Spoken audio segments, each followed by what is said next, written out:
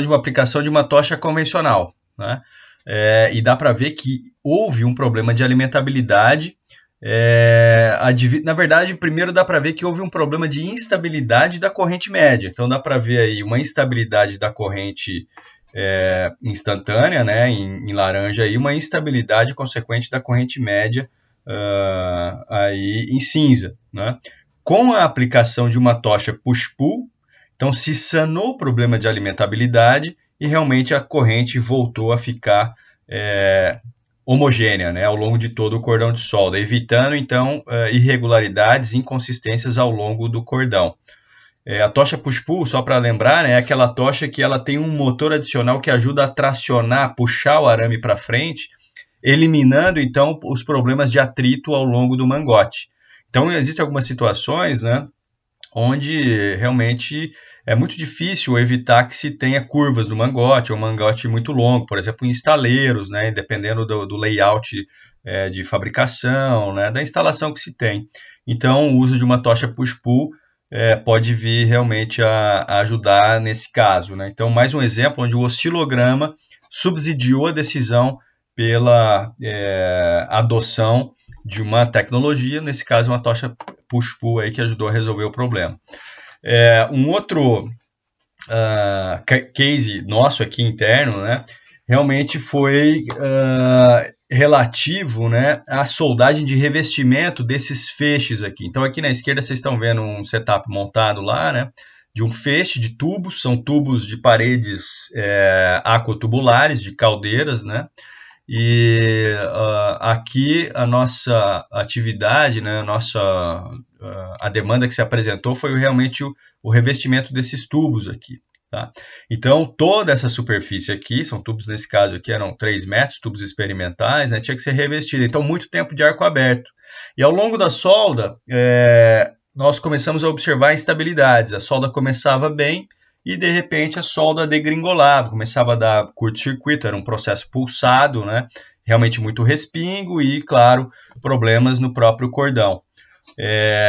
Então, ao se fazer a verificação, a primeira verificação que se deve fazer, né, oscilográfica, nós vimos então, aqui, dá para ver sobre o oscilograma, realmente primeiro, uma diferença aqui nos valores de tensão, né, uma tensão menor do que a tensão que nós estávamos obtendo normalmente, quando a gente estava parametrizando o processo, e além disso também vários curtos-circuitos acontecendo no processo que foi parametrizado para não ter curto-circuito. E aí, então, fazendo o diagnóstico para trás, nós verificamos, né, que o bico de contato, então, ele estava desgastado. Então, devido ao alto tempo de arco aberto, realmente o bico de contato foi se desgastando, foi se alterando, inclusive, a posição do bico, porque o arame ele já vem deformado da bobina, né, com as deformações que a gente conhece como cast e helix, né, que é a deformação de helicoide, de helicoide e a deformação circular, né, então ele realmente acaba saindo aqui da linha, do eixo da tocha, né, e aí, de fato, eu acabo aumentando realmente a situação, a condição de soldagem aqui. E aí, então, isso refletiu instabilidade da solda que a gente conseguiu detectar no oscilograma. Então, também foi muito útil aqui para o diagnóstico dos problemas, né, e análise da estabilidade do processo.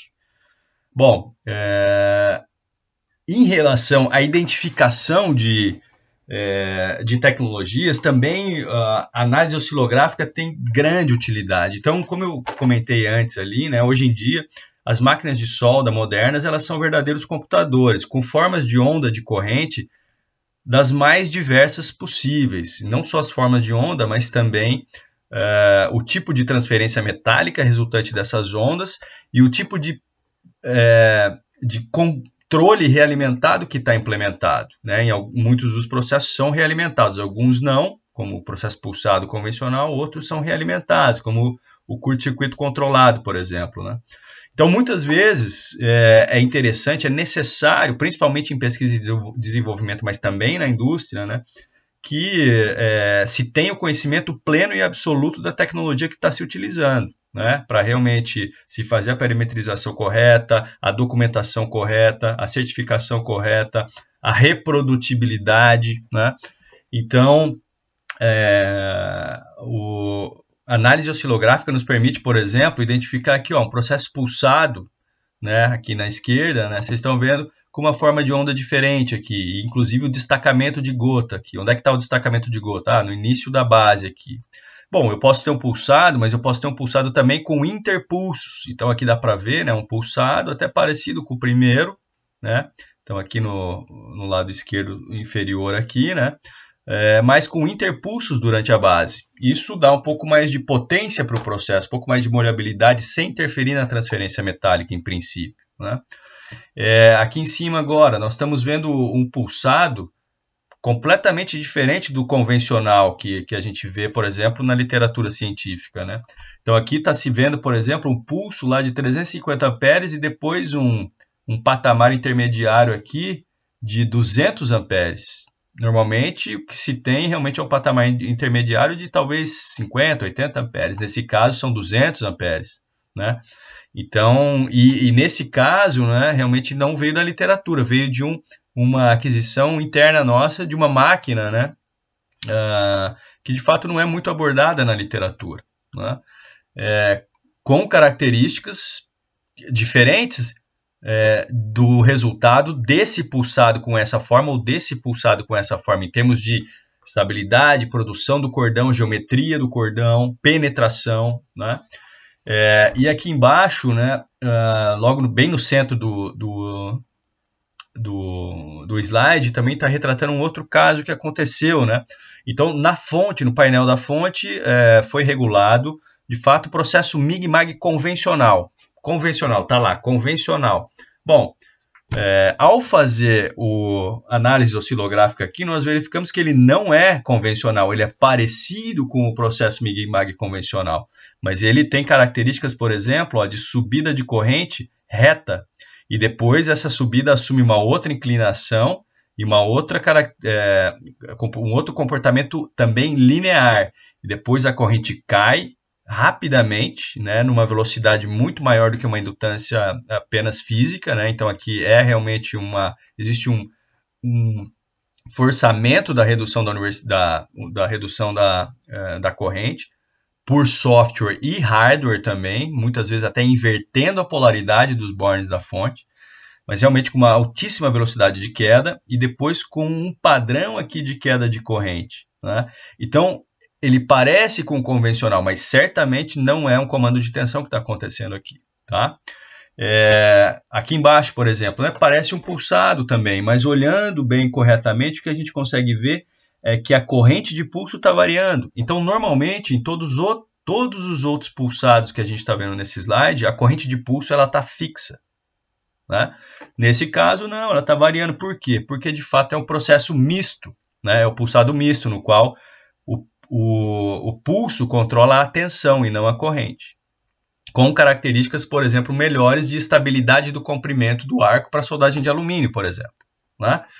Então, e no caso da direita aqui, né, eu destaquei aqui uma outra característica da fonte, que é o ripple. Então, essas fontes, elas também, na sua maioria absoluta, são fontes chaveadas no secundário, ou fontes inversoras também, né, que tem ripple, que é uma variação advinda da técnica de modulação da corrente mesmo, né? E quanto menor o ripple, essa variação, né, em alta frequência, né, a frequência de chaveamento, melhora a qualidade da fonte, né? Então isso também é possível de se detectar e de se avaliar nos oscilogramas, certo? Lembrando, né, pessoal, sempre fazendo a correlação com o aspecto físico e com a simulação, né? Todas essas características, né, da forma de onda, da dinâmica da fonte, elas vão impactar nas físicas do arco, na física da poça, constricção do arco, geometria, temperatura e, em consequência, no resultado da solda, tá? Então, uma análise multidimensional só é completa quando realmente também se analisam aqui as próprias formas de onda envolvidas, tá? Bom, e, é claro, também essa informação oscilográfica, ela pode gerar, então, ferramentas estatísticas. Então, nesse caso aqui, eu estou mostrando para vocês alguns histogramas que mostram algumas informações muito interessantes. Porque O oscilograma, ele é útil, né? Ele tem uma certa utilidade quando visto num determinado período, por exemplo, 200 milissegundos, 300 milissegundos, né? Ou quando eu vejo realmente um tempo muito grande ali, né? Mas aí eu já não consigo ver mais, se eu vejo, por exemplo, um oscilograma de 1 segundo, eu não consigo mais ver o comportamento específico de cada transferência de gota, né? De cada evento de transferência. Então, muitas vezes o interessante é eu ter um dado realmente mais, digamos, agregado, né? Que são as nossas ferramentas estatísticas, geradas pelo próprio software do sistema de aquisição de dados dedicado à soldagem. Então, por exemplo, né, o primeiro gráfico aqui, a gente tem um histograma de período de transferência. Tá? Então, dá para ver aqui ó, que grande parte, 80 eventos aqui, realmente tiveram um período de transferência de cerca de 10 milissegundos aqui, com uma baixa distorção. E, além disso, né, o sistema nos dá outras informações advindas, retiradas e processadas por software e mostradas aqui no display lá do sistema, que é baseado no notebook, né? Como, por exemplo, aqui o número total de eventos, 546 transferências de gota, né, durante o tempo aquisitado. Aqui a gente tem o período modal de transferência, né, 11,4 milissegundos, eu falei 10, né, mas é 11,4. O desvio padrão aqui do período, 6 milissegundos, o desvio padrão baixo, né, que realmente aparentemente manteve a estabilidade. Um volume de gota de 0,75 e um diâmetro de gota de 1,1 milímetro, 0,75 milímetro cúbico aqui, né? Isso calculado a partir da velocidade do arame e do diâmetro do arame também, que é informado pelo operador. Já nesse histograma aqui de baixo, né, a gente tem a situação para uma diferente regulagem de impedância em relação ao de cima. A gente tinha, no exemplo de cima, 44 amperes por milissegundo, impedância não, indutância. 44 amperes por milissegundo, uma indutância resultando nessa DIDT, e embaixo uma indutância resultando aqui em 20 amperes por milissegundo. Então aqui a dispersão ficou absurda, ficou muito maior. Né? Então mudou aqui o período de transferência, período modal, que foi lá para 45 milissegundos. Né? Como eu tinha visto lá em cima, né? O que eu tive que fazer? Eu tive que olhar para o oscilograma aqui e mais ou menos no olho marcar aqui no eixo X. Mas essa ferramenta histográfica, ela já me dá direto, né? O tempo modal ali, o período modal. 45 milissegundos, com um desvio padrão de 37 milissegundos, altíssimo, né? Em relação ao período modal, né? E uma gota, um volume de gota muito maior. Eu falei que o volume de gota, ele é prejudicial para a estabilidade do processo. E no exemplo maior aqui, né, a gente tem também um oscilograma que mostra, nesse caso aqui, um oscilograma de picos de corrente. Então, quanto menor a variação dos picos de corrente, também menor vai ser a variação da corrente média, maior a estabilidade do processo. E me dá outras informações aqui, por exemplo, ó, então nessa aquisição teve 296 picos, 296 eventos de transferência, a média foi 308 amperes, né, com um desvio padrão de 41 amperes, que é 13%, né, da média, com uma corrente média de 155 amperes, eficaz de 173, e o próprio programa ele identifica quando que ele tem que medir, em que momentos ele tem que medir a velocidade da corrente, na subida e na descida. Então, ele me dá aqui a DIDT, né, de subida, 58 amperes por milissegundo, e de descida, 40 amperes por milissegundo. Existem máquinas que permitem eu regular essa indutância, né, na subida e na descida, que são máquinas mais versáteis, ok? Porque ambas as dinâmicas, na subida e na descida, têm efeitos diferentes sobre a transferência metálica. Tá? Então, vamos lá, né? Essas características elétricas também, elas podem nos dar e estatísticas, né? Informações para que a gente, então, monte uma correlação com os parâmetros regulados de soldagem, né? E assim gere índices de estabilidade. Então, por exemplo, nesse caso aqui da esquerda, né, do Lucas, lá de 1983, antigo, né? Mas muito útil, né? Dá para ver aqui que o que se fez, né? Uma correlação entre tensão de arco e desvio padrão de corrente média, não, de pico de corrente, aquele valor que eu tinha dado aqui, ó, desvio padrão do pico de corrente, ele colocou no eixo Y e foi determinando esse valor para várias correntes, várias tensões reguladas na máquina pelo operador. E chegou nesse resultado que o ponto de mínimo, ou seja, onde eu tenho o menor desvio padrão de pico de corrente, refletindo a melhor estabilidade, foi por uma tensão aqui de 18, 25, talvez aqui 21 volts, né? Então, parâmetro ótimo de tensão aqui para uma determinada velocidade do arame. Nesse outro caso aqui, o Mita, né, ele fez uma análise muito parecida, mas ele utilizou o desvio padrão da corrente média. Então, para uma tensão de 20 para 19 volts, realmente se obteve aqui o menor desvio padrão de corrente média, né, para uma faixa de regulagens de tensão aqui que ele fez, que ele explorou, né? Então, de fato, foi possível otimizar o processo com a aquisição de dados elétricos.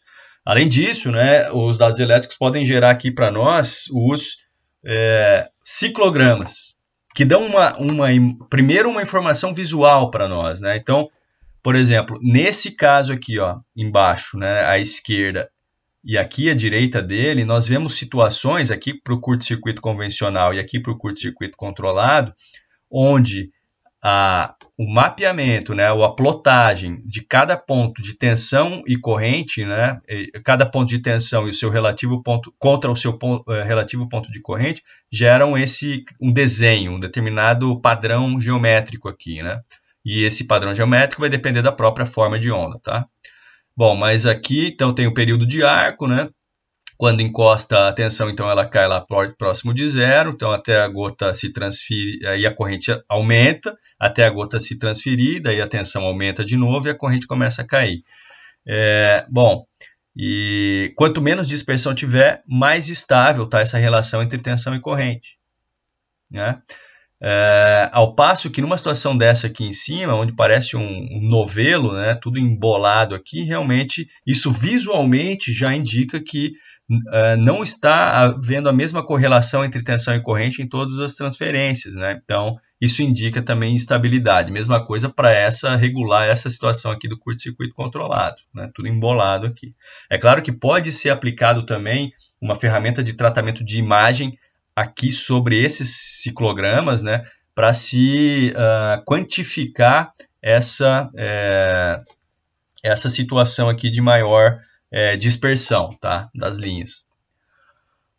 Bom, o que mais, né? Vazão de gás. Bom, vazão de gás, como nós conhecemos, né, ela é utilizada para quê? Para medir, fazer um controle para regular a vazão de gás, né? São tantos litros por minuto, ou seja, para realmente formulação de procedimentos, formulação de EPS, também para calibração de equipamentos, né?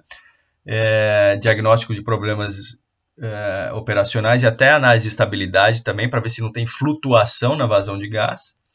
Mas, inclusive, hoje, mais modernamente, né, eu posso ter sistemas de leitura de vazão, sistemas mássicos, né, de medição de vazão de gás, que podem ser aplicados, né, para pulsação do gás, né? Então essas válvulas, elas mais do que elas leem e também controlam, né, a vazão de gás. E aí eu posso ter um processo, né, esse exemplo aqui do Kusch, né, o pessoal da Universidade de Chemnitz, na Alemanha, realmente fez um trabalho de pulsação do gás. E no caso aqui desses testes deles, eles conseguiram obter um aumento de penetração aqui para uma frequência de 20 Hz aqui de pulsação de gás em relação ao fluxo contínuo, né?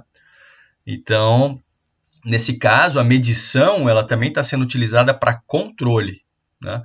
Mas, claro, esse aqui é um sistema assim, fora do convencional, né? Mas mesmo no convencional, a vazão de gás ela pode ser dinamicamente medida, especialmente em processos com formação de keyhole, como TIG keyhole ou plasma keyhole, onde existe uma rampa de alimentação de gás, principalmente no processo plasma, né? Existe uma rampa do gás de plasma, né, para se formar o keyhole sem uma vazão muito brusca no início, né, até formar o keyhole. Tá? Então, para isso é necessário fazer a medição da vazão de gás também, ok? Ou seja, para o controle do processo. Que mais que nós podemos fazer aqui com a alimentação? Bom, a velocidade do arame. Então, normalmente se mede a velocidade do arame para realmente também diagnóstico de problemas operacionais, calibração do motor lá da fonte, né? Nós já pudemos verificar isso em algumas vezes em campo, né? Que o operador regulou uma velocidade, mas ao longo do tempo aquele motor se descalibrou, aconteceu algum problema e a velocidade real era outra, né? Por isso que o processo não funcionava, não repetia. Formulação e verificação de EPS, né?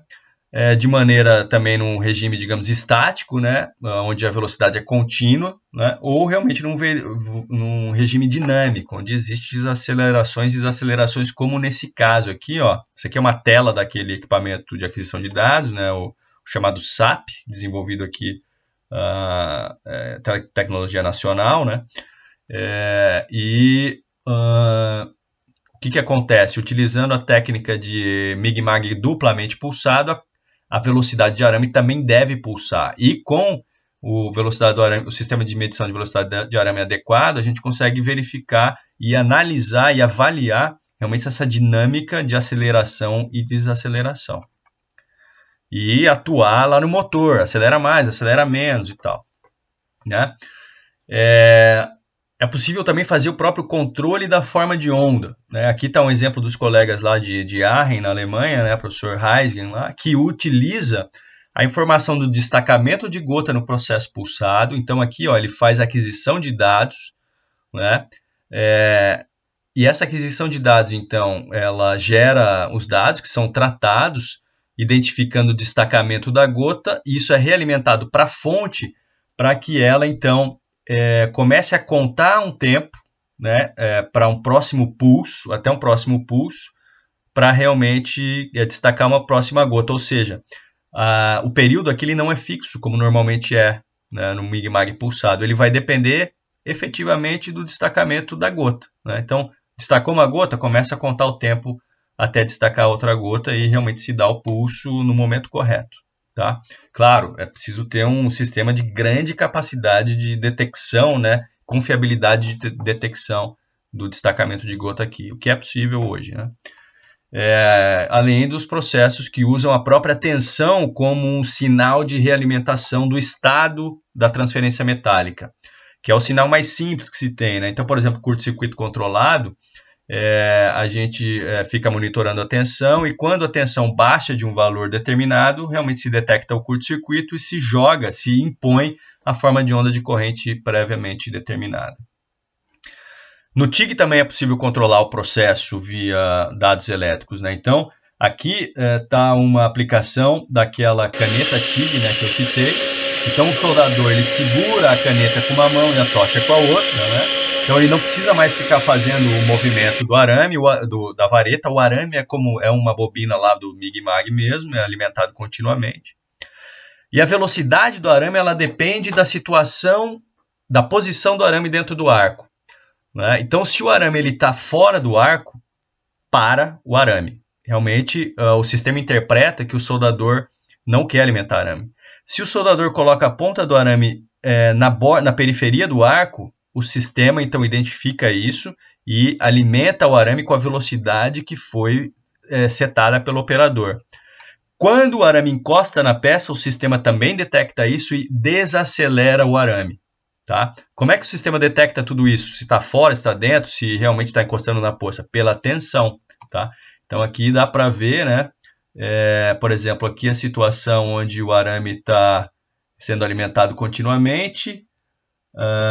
Aqui onde o arame está desacelerado, quando o arame está mais para fora ali do arco, e depois quando o arame realmente está numa posição intermediária que ele tem que ser realmente alimentado para dentro da poça. Cada tensão e cada padrão de tensão que for lido, ele realmente realimenta uma determinada resposta no motor de alimentação lá do arame. Claro, isso tudo pré-parametrizado experimentalmente. Os parâmetros também podem ser utilizados, né, para o próprio controle de trajetória, para automação do processo. Então, aqui a gente tem o que a gente chama de ABC, né? Então, nesse caso, ó, o equipamento ele nesse exemplo que eu estou mostrando, o equipamento ele foi, esse sistema ele foi acoplado na ponta do robô e foi integrado com o robô faz a trajetória básica e o AVC, que é o Automatic Voltage Control, ou Arc Voltage Control, ele faz a correção da altura da tocha, digamos assim, mais delicada, né, mais refinada, certo? Por que isso? Para manter sempre a mesma altura da tocha nessa soldagem aqui TIG autógena a 520 amperes e 1,5 metro por minuto. Então, como é que o sistema trabalha? Ele lê a tensão, né? A tensão, como está mostrado nesse gráfico aqui, é proporcional ao comprimento do arco, a distância eletrodo-pés. Então, no sistema se regula uma tensão de referência e se essa tensão de referência ela é desrespeitada, né, se ela aumenta ou se ela reduz em relação à referência, né, ou seja, se a tensão do arco lida a todo momento se afasta da referência, o eixo Z atua no sentido de aproximar a tocha ou afastar a tocha e recuperar a tensão de referência, que vai ser o comprimento do arco desejado, certo? Existe um catch aqui nessa técnica que é a corrente pulsada, porque esse comportamento aqui de tensão por comprimento de arco depende da corrente, como está mostrado aqui. Então eu vou ter uma tensão de referência para um determinado comprimento de arco, por exemplo 3 milímetros aqui, se eu tiver com 20, 60 ou 100 amperes. Então se eu estiver utilizando a corrente pulsada e utilizando um AVC, o sistema tem que ter essa possibilidade mostrada aqui, ó, da regulagem de duas tensões de referência. Uma para a base, outra para o pulso. Bom, no MIG-MAG também isso pode ser utilizado, feito, né, para segmento de junta. Então, no caso do MIG-MAG, nós lemos aqui a corrente ao longo da solda e numa solda feita num chanfro em V ou numa junta de filete. Né? Fazendo o tecimento, eu vou causar realmente uma variação intrínseca da corrente. Dá para ver aqui, ó, no oscilograma. O sistema está aquisitando aqui os dados, tá, em tempo real. Então, quando a tocha vai para o lado, né, em relação aqui ao chanfro, vai alterar a corrente, porque existe uma alteração aqui na DBCP, né? E o que o sistema faz é comparar as correntes médias de um lado e do outro. Ele trata, claro, o valor de corrente, porque como está vendo aqui, a gente está vendo aqui, a corrente, claro, está variando em alta frequência, né? Por causa da transferência por curto-circuito. Então o sistema filtra isso, pega a corrente média e compara dos dois lados do chanfro. Se tiver igual, realmente a tocha está alinhada. Se tiver diferente, a tocha está indo mais para um lado do que para o outro. Nesse exemplo que eu mostrei aqui, a gente colocou o trilho na vertical e mandou o sistema subir, sem ensinar nenhuma trajetória. E a gente colocou aqui uma cantoneira simulando um chanfro V, inclinada aqui 15 graus. E aí, de fato, o sistema foi se autocorrigindo, através da monitoração dos dados elétricos. Em relação à alimentação de arame, né, eu trago esse outro case aqui, né? Então, como eu mostrei para vocês, né, hoje em dia se desenvolve muito aí, né, no mundo essa tecnologia de alimentação dinâmica, onde o arame não é alimentado mais com uma velocidade constante, sim com uma velocidade pulsada, oscilada, variante, né? Mas o problema é o seguinte, a gente queria fazer a medição dessa velocidade do arame para caracterizar o processo, né? Só que e também por quê, né? Porque uma coisa que a gente notou é que, de acordo, e dá para ver aqui nesses ensaios que a gente fez, com a disposição do mangote, né, eu tinha um padrão diferente de movimento real do arame na ponta da tocha em relação ao que foi imposto pelo motor no tracionador aqui de arame, porque o tracionador de arame ficava pulsando numa amplitude e numa frequência definidas. A frequência é respeitada no movimento real do arame lá na ponta da tocha, no mangote aqui de 3 metros, né? Mas a amplitude não. Então, por exemplo, aqui, ó, nesse gráfico aqui está mostrando com o mangote reto. Então, tudo bem, né? Não houve, assim, lá muita diferença aqui para 2,5 Hz aqui de frequência, né, no movimento do arame. Mas quando eu começo a aumentar a frequência para 5 e 10 Hz, a gente consegue ver que quando o mangote está ou dobrado 90 graus ou 180 graus, que é o cinza e o laranja aqui, a amplitude começa a cair bruscamente lá na ponta da tocha, né? Nesse primeiro gráfico está mostrando aqui o peso da bobina. Então, se a bobina está mais pesada, também isso influencia no movimento do arame lá na ponta da tocha. E tudo isso a gente consegue ver monitorando a velocidade do arame na ponta da tocha, tá? Por outro lado, né, o que aconteceu? Né? Aqui o arame está indo para frente e para trás. Mas está mostrado aqui nos gráficos, ó, só um movimento positivo. Então, a gente teve que fazer um desenvolvimento de um transdutor específico para essa situação de alimentação dinâmica, né? Então, a gente consegue medir agora a velocidade de arame nas duas direções, ó, também na direção oposta aqui, no sentido oposto, né? Isso a gente calibrou com uma filmagem de alta velocidade, esse sistema. Então, em vez de dar essa resposta aqui, que é uma resposta, digamos assim, mascarada, fake, né? Ele realmente dá, hoje, agora, naquele sistema de aquisição de dados, né, uma situação real do arame, quando ele está indo para frente e para trás. Porque simplesmente não precisava fazer isso antes, porque não existia a velocidade, a alimentação dinâmica. E entrando em medição de movimento, né? Então, em algumas comparações que nós fizemos aqui, alguns trabalhos em sistemas de mecanização, automação, né? A gente detectou uma diferença muito grande de trajetória. Então, por exemplo, aqui ó, a trajetória executada por um robô antropomórfico, filmado com alta velocidade, uma frequência de 4 Hz, mais ou menos assim, né? A olho nu é difícil de verificar a fidelidade e a amplitude, e principalmente, quer dizer, a amplitude e principalmente a frequência de tecimento, né? Mas aqui na filmagem de alta velocidade a gente conseguiu ver quando a gente fez o mesma regulagem de frequência e amplitude num manipulador cartesiano sobre trilho flexível, é completamente diferente o resultado real lá na ponta da tocha, por causa de oscilações, vibrações e tudo mais. Então a gente passou a medir também o movimento, certo? E aí, como é que a gente faz isso? Né? Uma das técnicas aqui é realmente colocar um apalpador, que é um sistema que é um potenciômetro linear, acoplado mecanicamente ao eixo Y, nesse caso. E aí a gente consegue verificar, por exemplo, ó, que numa determinada situação, para uma amplitude de oscilação regulada de 8 milímetros, o robô antropomórfico dava lá quase os 8 milímetros por uma determinada frequência, mas o manipulador cartesiano nem chegava perto, né? Então foram feitas as correções no manipulador cartesiano e se observou então esse outro resultado aqui, ó, ou seja, uma obediência à amplitude, no caso aqui foi regulado 6 milímetros ao longo de todo um espectro aqui de frequência de tecimento, ao passo que o robô antropomórfico foi reduzindo a amplitude com o aumento da frequência. E isso impacta completamente a repetibilidade de um processo, né, automatizado.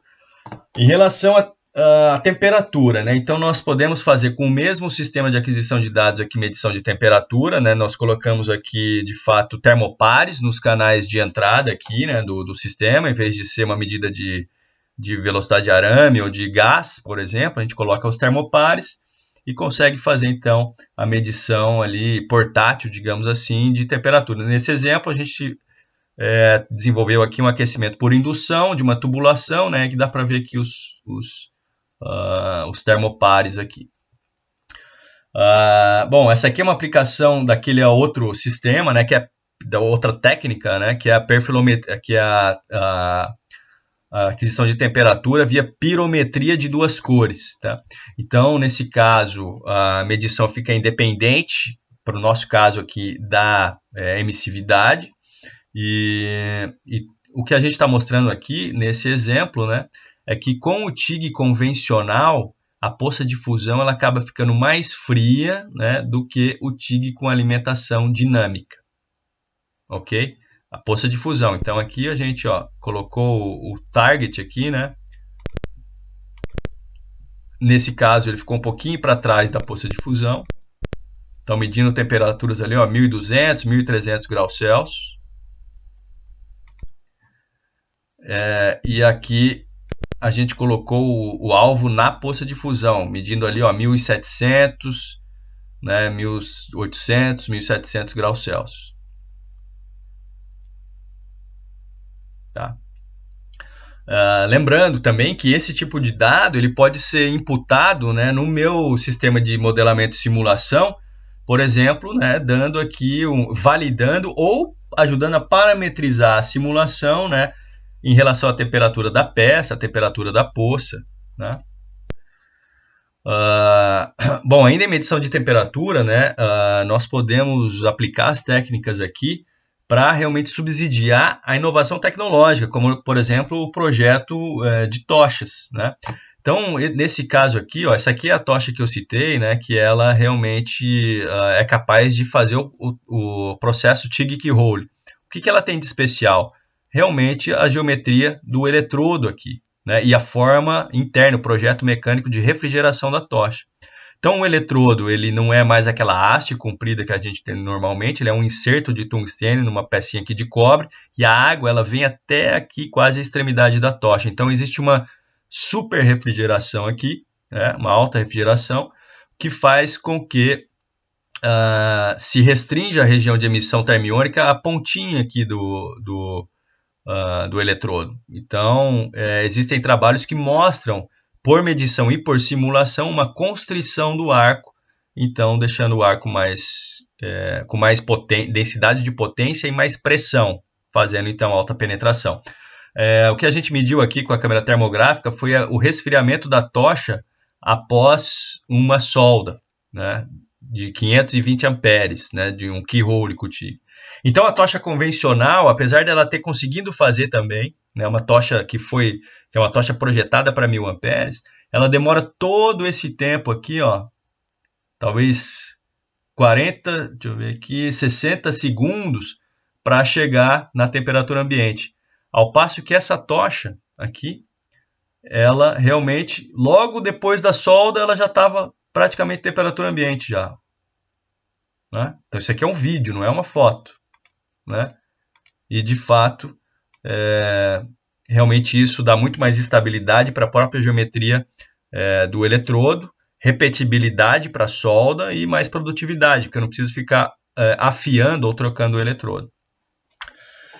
Nesse caso aqui nós utilizamos a termografia também de uma maneira mais qualitativa, mas ainda assim muito útil, né, e assertiva, né, comparando aqui o processo TIG autógeno, né, com alimentação contínua e alimentação em regime dinâmico, alimentação dinâmica. Né?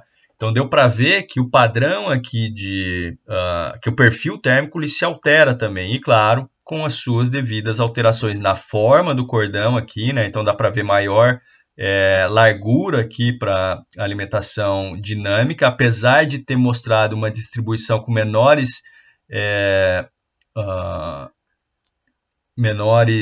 picos de temperatura, né? Então há se estudar o efeito, mas uma menor penetração aqui, né? Então as coisas elas têm que ser feitas, né? Assim, de uma maneira, digamos, análise de uma maneira cartesiana. Pode ser que o calor se dissipou mais, né? Só que com uma maior o espalhamento do material devido ao agito mecânico da poça de fusão. Tá? Então, essa verificação ainda está a se fazer, né? Mas o resultado está aqui. Né? Além, é claro, dos aspectos metalúrgicos aqui da diferença de perfil de temperatura que podem advir das variações do TIG-AD em relação ao TIG convencional. Bom, a temperatura também pode ser utilizada, né, para próprio controle de trajetória também. Então, nesse caso, né, o que foi feito aqui? Né? Nós verificamos que se a tocha não estiver alinhada com a junta, né, esse desalinhamento também pode ser detectado via imagem termográfica pelo verso da chapa. Né? Então, ou seja, aqui está a imagem termográfica, né, retirada, um frame termográfico, né, de um cordão feito com a tocha alinhada, e aqui com a tocha desalinhada, mostrando então que o desalinhamento ele é refletido na termografia. E isso pode ser utilizado como controle do processo também. Tá?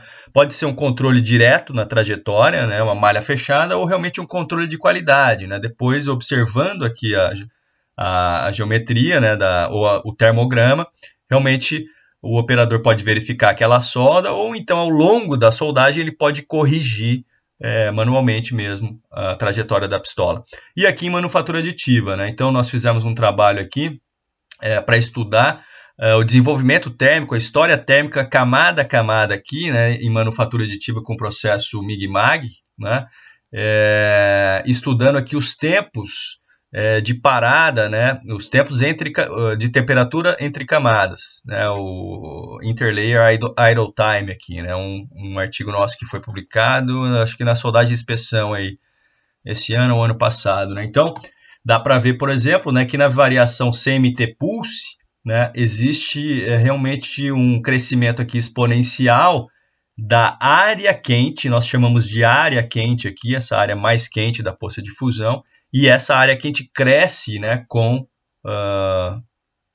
a camada, né, com o número da camada, com o número de camadas, certo? Então, para caracterizar e também para simular a manufatura aditiva, isso aqui, realmente a termografia é muito interessante. Dentro da videografia de alta velocidade, né, nós podemos também medir, por exemplo, a fusão, né? A gente consegue medir aqui a taxa de fusão, ó. A gente consegue colocar um grid aqui e medir a fusão específica do arame a cada evento de transferência, por exemplo, uma corrente de base aqui de 20 amperes. Nesse caso, nós estávamos estudando a fusão durante a base aqui para corrente de 40 amperes. E conseguimos concluir, né, que para o alumínio, realmente, quanto maior for a corrente de base, maior vai ser a taxa de fusão durante a base, o que não acontece no aço. No aço não interessa a corrente de base, né? Vai ser sempre a mesma taxa de fusão específica ali. Isso pode alimentar também sistemas de simulação, né, que simulam a transferência metálica. Então, os nossos colegas lá da Alemanha, né, o professor Heisgen lá, fazem esse trabalho. Eles simulam, através daquele modelo magneto-hidrodinâmico, né, todas aquelas propriedades de forças magnéticas e também de temperatura e hidrodinâmicas, para realmente modelar aqui, ó, a transferência metálica, a formação da gota, né, modelando todas as forças envolvidas aqui. E a videografia de alta velocidade, ela é fundamental também para parametrizar a simulação e para validar a simulação. A mesma coisa aqui, né, para o processo MIG-AD. Então aqui, ó, a gente consegue fazer o que nós estávamos estudando aqui era realmente o mergulho do eletrodo. Então nós desenvolvemos uma parametrização aqui do MIG-AD para que o eletrodo não mergulhasse e uma outra parametrização para que o arame eletrodo realmente mergulhasse na poça de fusão. Claro, isso só é possível fazer porque nós temos o domínio tecnológico sobre o MIG-AD, sobre os motores, sobre a forma de onda e tudo mais, mas a videografia de alta velocidade nos permite verificar os efeitos disso, né? De eu acelerar mais o arame, de eu manter o arame mais embaixo, de eu mergulhar mais o arame. Tudo isso, principalmente para a manufatura aditiva, pode fazer uma diferença, porque nos permite manipular com grande refinamento a forma do cordão. Ok? E, claro, a estabilidade do processo também. Dentro do TIG, né, do TIG Keyhole, também a videografia nos permite verificar se o Keyhole está bem formado, se ele realmente se formou, né? E, além disso, a própria alimentação de arame, então dá para ver aqui o arame entrando, ó, e formando uma bola ali, então é uma condição não ideal. Aqui a alimentação dinâmica teria sido útil, né, no TIG Keyhole. E aqui a gente comparou a formação do Keyhole para 35 cm por minuto de velocidade de soldagem e 40 cm por minuto. Então dá para ver, ó, que para 35 o Keyhole ele fica quase embaixo aqui, quase no eixo do eletrodo, ao passo que para 40 cm por minuto a poça ela se expande para trás e o Keyhole fica deslocado longitudinalmente em relação ao eletrodo TIG. Claro, a gente consegue também verificar aqui o próprio fluxo da poça de fusão aqui, ó, o perfil de fluxo. A gente consegue identificar até alguns rastreadores que a gente pode utilizar aqui para identificar o padrão de fluxo, né? Tudo depende do que quer se observar. Aqui a gente então utilizou para observar aqui a poça de fusão no processo MIG-MAG de alta penetração, que é o Dynaflex.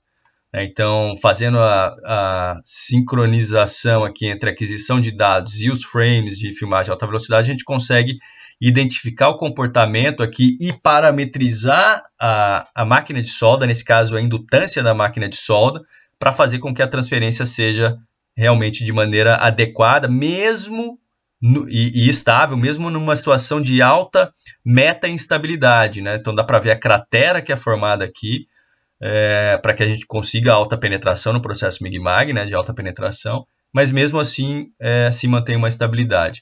E a mesma coisa para o processo híbrido plasma-MIG. Então aqui na frente está o plasma, né, cavando aqui a peça, e aqui atrás está o MIG penetrando. Mas com a filmagem de alta velocidade a gente consegue ver exatamente o fluxo de material aqui para trás, como é que é o fluxo da poça de fusão, para evitar ou identificar problemas, por exemplo, como falta de fusão, claro, não vai ter aqui, mas, por exemplo, porosidades, irregularidades no cordão, falta de continuidade no cordão. Então, a videografia de alta velocidade nos subsidia nessa parametrização. E também na avaliação aqui do MIG-AD, né? Mais um exemplo que a gente traz. A gente consegue, por exemplo, parametrizar aqui ou medir, né, através da medição, subsidiar, né, realimentar a parametrização, por exemplo, da amplitude de oscilação aqui do arame, para que ele não saia tanto da proteção gasosa, mas que ele também não cause o stubbing, né, para que ele não colida com a poça de fusão, ou com a peça sólida, melhor dizendo. Então, a gente consegue fazer essa observação aqui, né, em alta velocidade, e caracterizar o processo. Então, aqui está uma comparação que nós fizemos aqui, ó, do sistema com alimentação convencional. Então dá para ver a formação de uma bolha aqui grande, porque a velocidade do arame nesse caso ela é bem baixa, né? E realmente uma irregularidade aqui na tensão, porque a tensão é dependente dessa transferência metálica, certo? Então,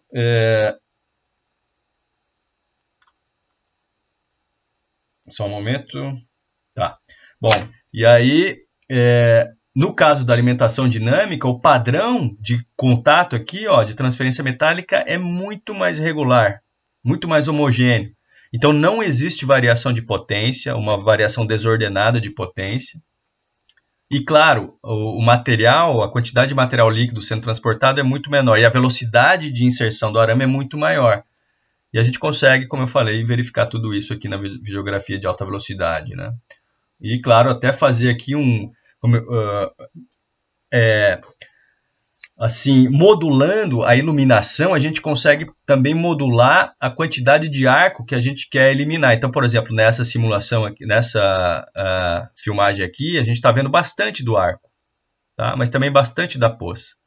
Nessa outra filmagem aqui, que a gente está vendo as fotos, né, alguns frames, eu tirei mais ainda do arco, porque eu queria ver o perfil realmente do arco ao ser, quer dizer, no momento do contato do arame com a poça de fusão. Então dá para ver nesse caso que o arco, ele se desloca para cima do arame.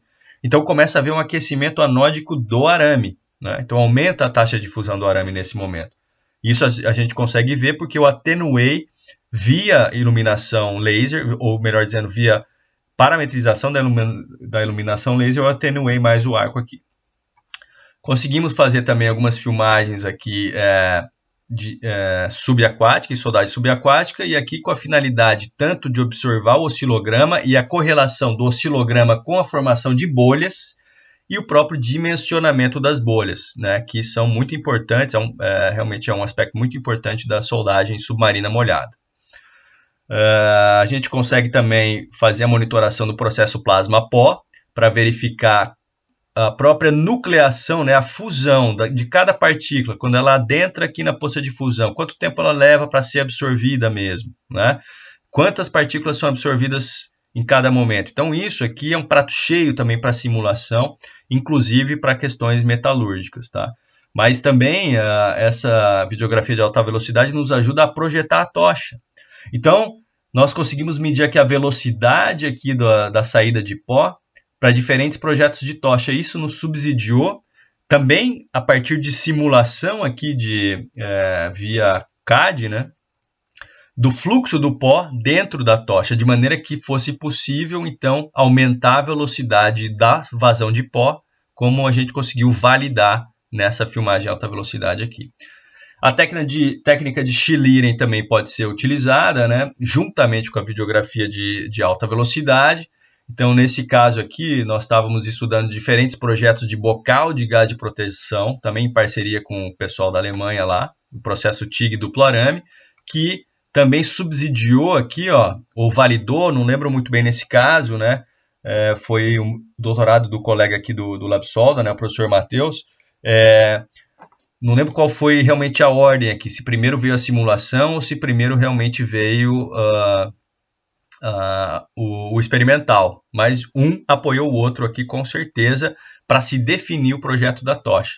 E aqui realmente uma filmagem com Schlieren, né, uma filmagem de alta velocidade com arco aberto, soldagem acontecendo, pau pegando ali, e realmente a gente conseguiu fazer uma filmagem com Schlieren e identificar, ó, a cada pulso no processo spin-arc aqui, ó, processo spin-arc pulsado, que é uma variação do MIG-MAG com uma tocha mecanizada, né, a produção de alguns vórtices de gás de proteção aqui dentro, ó.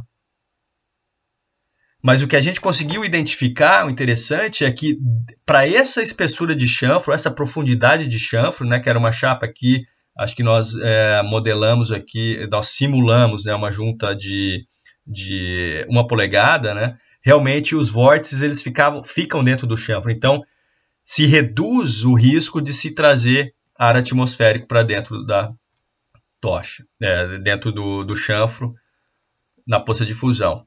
Bom, também existe a técnica de PIV, né, que é o Particle Imaging Velocimetry, né, que nessa técnica são colocados alguns tracers, né, que são partículas de magnésio, basicamente com alto ponto de fusão, no gás, e a filmagem de alta velocidade consegue detectar, né, através também da projeção de uma linha laser aqui através do arco, consegue identificar esses tracers, né, e o padrão de movimento, né, desses tracers aqui. Então é possível mapear realmente o fluxo do gás, juntamente com Schlieren ou não, né?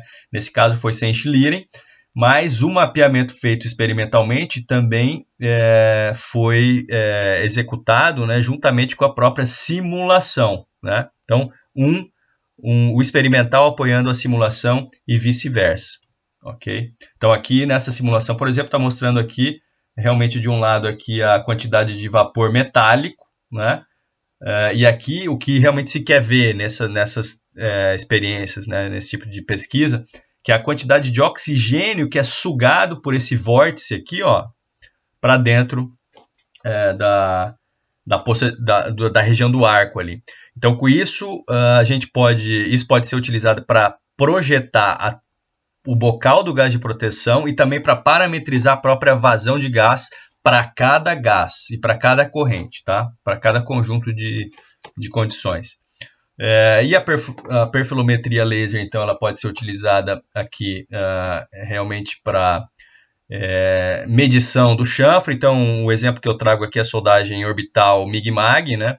Que para tubos de grande espessura, então é muito comum acontecer problemas como esses aqui, ó, variação de gap, high-low, né? Então a perfilometria laser, que é feita ao longo de toda a solda em tempo real, ela traz a imagem aqui da junta, né? Depois do tratamento da imagem, né, do sensor laser. Se aplicam então os algoritmos de soldagem adaptativa, que são aqueles algoritmos que trazem a melhor parametrização para cada situação detectada pelo sensor, de high-low, de variação de gap, por exemplo, fazendo então a correção online não só da trajetória da tocha, mas também dos parâmetros de soldagem. A perfilometria laser também pode ser utilizada, né, para realmente se fazer a medição dos cordões, tá? Então, nesse exemplo aqui do pessoal do Sant'Angelo, né, num trabalho aqui de 2016, né, ele mostra que no contexto de manufatura aditiva também a perfilometria laser aplicada, e nesse caso também foi estudado o processo TIG-AD, tá? Então, mostrando aqui com oscilação do arame e com hot wire, se obteve, né, para os mesmos outros parâmetros de soldagem, um cordão mais alto do que o hot wire aplicado sozinho. Então, isso para a manufatura aditiva pode ser realmente benéfico, né, para aumentar a produtividade, o aumento da altura da parede. E, além disso, essa perfilometria ela também pode ser utilizada em tempo real para realimentar o eixo Z e a própria altura da tocha, ali, a DBCP. Né? Porque a gente sabe que a camada soldada, depositada, não é necessariamente ou muito raramente vai ser igual à camada que foi produzida no slicing do CAD, da peça em CAD. Bom, e finalizando, né, a gente traz aqui também técnicas de espectrometria, né, que nós não temos aqui no LabSoda, mas temos conhecimento de colegas que usam, né? Então, por exemplo, o Ogawa aqui, o Schopp, ou o próprio Schnick, o Wilhelm, né, que utilizam diferentes técnicas de espectrometria, né, para identificar a composição dos gases. E através da composição dos gases e da temperatura, também a temperatura dos gases, também por espectrometria, né, estimar a temperatura. Então, com isso, eles levantam informações sobre as propriedades dos gases, do plasma, e aí, então, podem aplicar essas informações na simulação, como está mostrado aqui do Schnick, né, do arco, para, então, se desenvolver os processos. Bom, pessoal, então vamos já caminhando aqui para o fechamento, né? A gente conseguiu, olhando agora para trás para os objetivos que nós tínhamos colocado, né? Realmente, agora nós estamos capazes, né, de caracterizar os processos mais relevantes, que foi o MIG, MAG e o TIG, né? Principalmente quando a gente fala em processos automatizados. O conhecimento das técnicas de monitoramento hoje, então, quer dizer, agora, né, nos permite, junto com o conhecimento das vários tipos de aplicação que essas técnicas de monitoramento podem ser utilizadas, né? A própria seleção de uma técnica pertinente para cada problema que nós viermos a enfrentar, né? E também definir a infraestrutura a ser aplicada. E, além disso, né, aquela pergunta, a gente só mede corrente, tensão, velocidade de arame, velocidade de evasão de gás? Não. Então, essa é uma mensagem que eu quero que vocês levem. Assim. Tem muito mais para medir em processos de soldagem e muita complementação que pode ser feita com modelamento e simulação. E uma outra mensagem que eu quero que vocês levem, muito importante, é isso, que o valor médio, quer dizer, que o valor real medido por todas essas técnicas de monitoramento, ele é diferente do valor regulado ou mostrado no display das máquinas. As máquinas podem estar realmente descalibradas, pode haver outros problemas realmente que estão acometendo ali o arco elétrico ou outros parâmetros de soldagem, né? Então, a medição ela é fundamental para eu ter um retrato fiel do que realmente está acontecendo, né? Não se deve confiar em displays das máquinas, ok? Então, para vocês que forem fazer os trabalhos acadêmicos, realmente tem que ter lá o valor que foi regulado e o valor que foi medido, tá? Só essa dupla é que é capaz realmente de caracterizar e validar um trabalho experimental, o valor medido junto com o valor regulado. Bom, então, também aqui voltando para alguns dos nossos objetivos, né? Realmente a compreensão dos domínios físicos envolvidos, né? Hidrodinâmica, realmente eletromagnetismo, transferência de calor e tudo mais. E a correlação disso, né, com modelamento e simulação, então eu espero que agora permita também a todos nós aqui realmente fazer, né, ou subsidiar a seleção de uma ferramenta de simulação adequada, dentre todas essas que estão disponíveis. Então, vários colegas aqui no nosso workshop falaram sobre outras ferramentas de simulação. Teve um colega do LabSolda, né, o Cauê, que deu uma palestra sobre outros domínios da simulação que nós até aplicamos, que existem em soldagem, inclusive metalúrgicos, e que nós aplicamos em alguns dos nossos projetos, né? Então, hoje aqui eu abordei os processos de soldagem mesmo, né? Então, eu espero que isso ajude vocês realmente também a poder selecionar, né, dimensionar essas ferramentas aí, considerando a demanda que vocês têm de pesquisa ou de aplicação industrial. E no mais é isso, pessoal. Gostaria de agradecer a atenção de todos vocês. Estão aí os meus contatos. Muito obrigado pela atenção.